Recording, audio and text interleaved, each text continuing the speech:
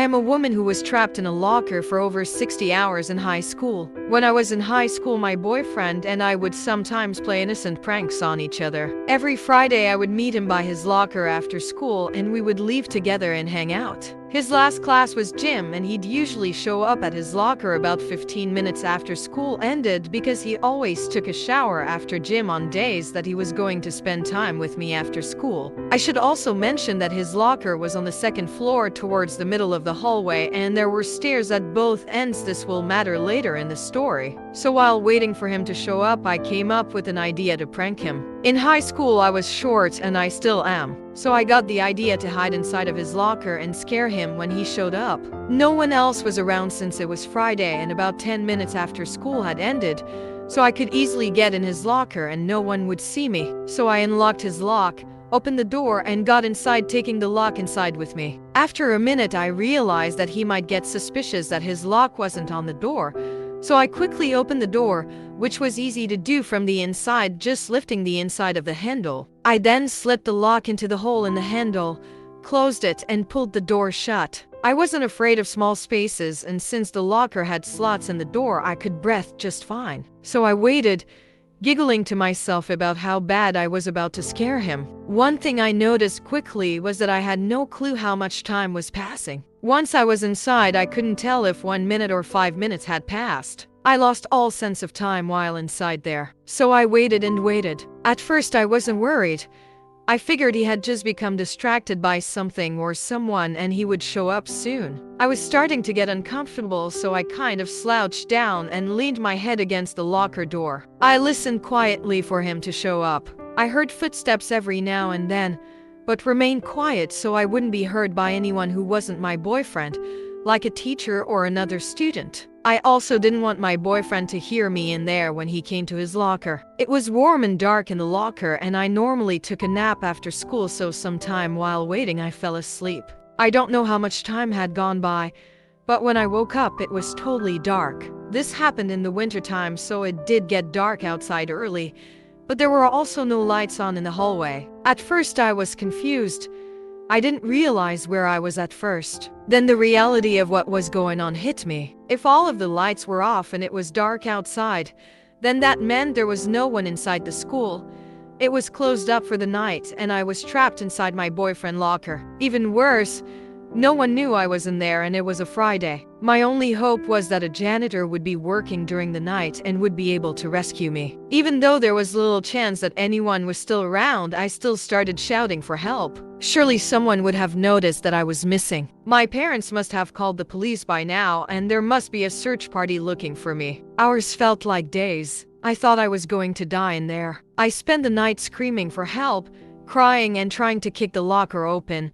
But by morning I was still trapped. My voice was mostly gone by this point, and I had wet myself several times. I was tired, sore, hungry, thirsty, hot, sweaty, and scared. At least I could finally see, since the sun had come up and light was shining into the hallway and into the slots on the locker door. It wasn't much light, but it was better than the total darkness of the night. I waited and listened for the sound of anyone in the hallway. I wouldn't be able to yell for help very well since my voice was gone, but I'd be able to kick the locker and make a lot of noise. My clothing was really uncomfortable by this point, and my feet were killing me from standing all night. I was wearing a sweater over a turtleneck, jeans and sneakers. I first slipped my sneakers off to see if that would help my feet feel better, but the cold metal floor was just hard and cold against my bare feet. So I slipped my shoes back on. My jeans were wet. I wanted them off. But even if I could get them off in such a small space, that would leave me standing there half naked. When I was rescued, I didn't wear underwear back then and still don't. Don't judge me. So I just unfastened them and slipped them down just a little to try to get the wet material away from my skin. I tried to get the sweater off because it was making me really hot, but it just wasn't possible in the tiny space I had to move around in. I was so thirsty and hungry by this point. With great effort, I was able to turn my body around to face the back of the locker. I then tried reaching up onto the bookshelf above me to see if my boyfriend had left anything to eat or drink. Unfortunately, I was only able to slip my fingers between the shelf and door. I could only feel books. It turned out that there was nothing to eat or drink up there anyway. So then again, with great effort, I turned around to face the door. Saturday went by and I heard nothing. I still banged the locker door every now and then just in case I missed the sound of people. I slept some of the time, but I tried to stay awake the best I could. I didn't want to sleep and miss my chance of hearing someone who was looking for me. After a lot more crying and trying to escape, I eventually gave up hope. It was getting dark outside again. I expected to die that night. I was too tired to fight it anymore and I gave up. I fell asleep again. When I woke up, it was still dark and I was still trapped. The rest of the night and all of Sunday was about the same. I called for help somewhat and slipped in and out of consciousness. When I cried, there were no more tears and I was no longer peeing myself. I was dehydrated. When night finally came Sunday evening, I began to have hope again. It had been 2 full days by this point. I only had 1 night left, and if I survived, I would be released Monday morning. That night, I didn't even bother trying to escape or calling for help. I just tried to sleep. Sometime during the night, I woke up and couldn't sleep anymore. So I just waited for the first sound of people. I figured the janitor would be the first person I would hear when he came in to turn on the lights. Eventually, the sun came up and shortly afterwards, the hallway lights turned on. I pulled my jeans back into place so I wouldn't be exposed. That was an awful feeling. Cold, wet jeans against my you-know-what. I started calling for help in my hoarse voice and kicking the locker. No one came. Then sometime later, about an hour, I was told I heard someone in the hallway. I once again called for help and kicked the locker. It was a teacher. He came to the locker and started talking to me. I told him I had been trapped since Friday and really wanted out. He told me he would go get help and would be right back. A few minutes later, the principal and janitor show up and the janitor cut the lock and I was free. I was then taken to the hospital where I stayed until the next day. I was of course dehydrated. I had a broken toe from kicking the locker, bruises on my hands from hitting the locker, and rashes from wearing urine-soaked jeans. I stayed home from school the rest of the week. As for what had taken place outside while I was trapped, my boyfriend came looking for me like always. About 15 minutes after school had ended, he came to the top of the steps, looked down the hallway and didn't see me. He waited at the top of the steps to see if I would show up. He could see down to his locker and to the other stairway. After waiting for me for about 10 minutes, he figured that I must have left. So he left and went home. Unfortunately for me, he didn't need to get anything out of his locker that day because he had done most of his homework during study hall and already had what he needed to take home with him already. That is something I should have thought about because about half of the time we would meet at his locker, he wouldn't even open it. After school, the janitors swept the hallways, cleaned the bathrooms, and took out the trash. The upstairs hallway wasn't very big.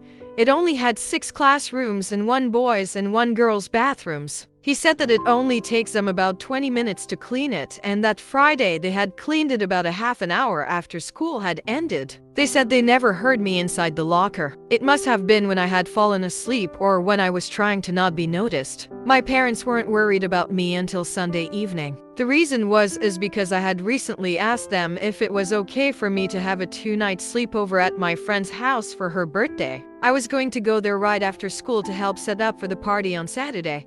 Spend the night, go to the party Saturday, help clean up and stay the night again. It was actually a month away, but neither of my parents remembered the date I had asked about or the name of my friend. So they figured that the sleepover was that weekend, and since they didn't know which friend, they didn't know who to call to check up on me. Then when I wasn't home Sunday evening, they started to worry. My mom started calling my friends and finally found out that the sleepover wasn't until the next month. None of my friends had seen me, and she checked with my boyfriend who also hadn't seen me. It was around 7 p.m. Sunday evening when she called the police. They came to the house and took the report. They started searching for me, but their search didn't make it to the school before the teacher found me. Looking back on this event, I can laugh about it now because it was my own stupidity that got me into that mess. I can say that it did make me stronger as a person. Oddly enough, I am not claustrophobic after that. If anything, I have even less fear of small space because I tolerated such a small space for such a long time. Although I would never want to do it again. Looking back on it, I am glad it happened to me because I have learned to be more careful and value my life. I had times when I was suicidal when I was a teenager, After suffering in the locker for 2.5 days, I never had suicidal thoughts again. It had already felt like I had died and had been reborn again. Now you kids who are still in school, wow, that makes me sound old. Lol, be careful messing with lockers. If you have some reason to get inside one, there is no good reason for that. Make sure you have someone you trust who can help you get out. I should have told a friend what I was up to just in case things went wrong. It was an impulsive decision that I didn't think through completely, and I suffered greatly because of it.